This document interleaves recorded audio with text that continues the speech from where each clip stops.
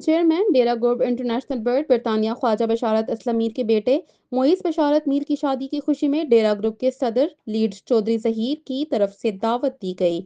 اس تقریب میں chief organiser ڈیرا group خواجہ یاسین بگا، خواجہ شراز نصیر، خواجہ نوید مجید، خواجہ آصف میر، صدر لیڈز اسد ڈار، خواجہ سعید جبار، خواجہ نثار، چودھری وسیم لطیف، ثانی خالد بھٹی، خواجہ وحید ظہیر بٹ، خواجہ عاشر ایوب، قمر میر، چودھری شکیل، چودھری خالد، خواجہ شہزاد منشا، سردار اسد مقبول، طاہر لطیف ڈار، امجد خواجہ، کامران قاسم اور عرفان دیگر نے شرکت کی۔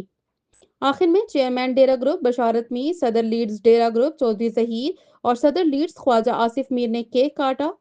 اور چیئرمین ڈیرا گروپ خواجہ بشارت اسلم میر کو بیٹے معیز بشارت خواجہ کی شادی کی دلی مبارکباد پیش کی۔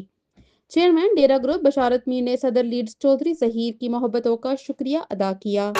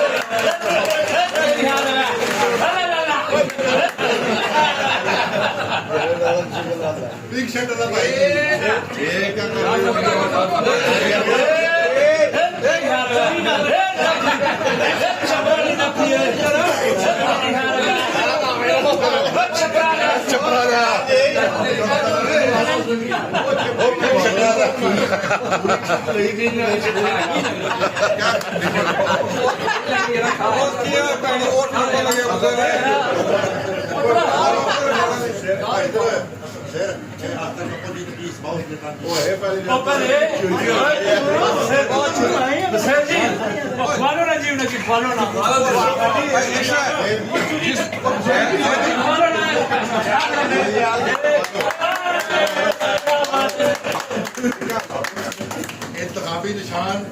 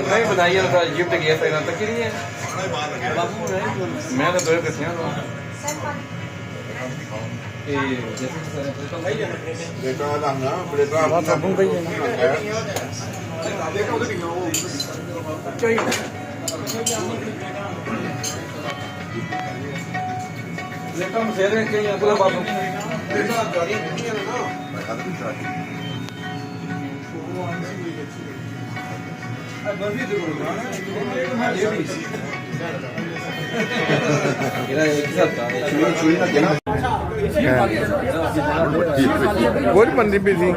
بڑی بھی چلو چلو جی آؤ جی کیک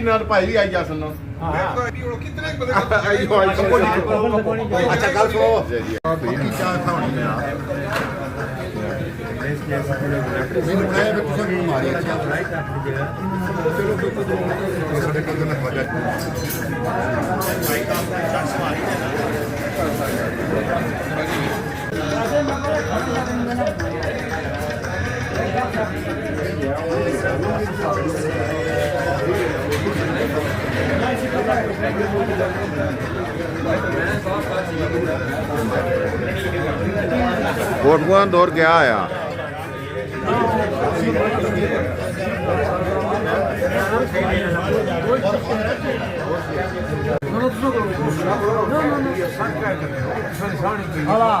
ਫਿਲਮ ਬਣਾਉਣਾ ਪਿਆ ਚਲੋ ਫਿਲਮ ਬੰਦ ਕਰਾ ਨਾ ਫਿਰ ਅਗਲੀ ਕੱਪ ਇਹ ਵੀ ਆਪਾਂ ਜਿਹੜਾ ਬਾਹਰੋਂ ਨੂੰ ਬੈਠ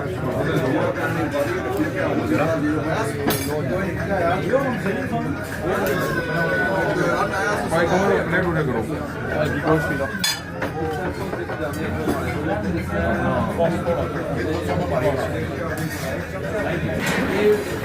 ਬਹੁਤ ਬਹੁਤ ਫਿਰ ਆਏਗਾ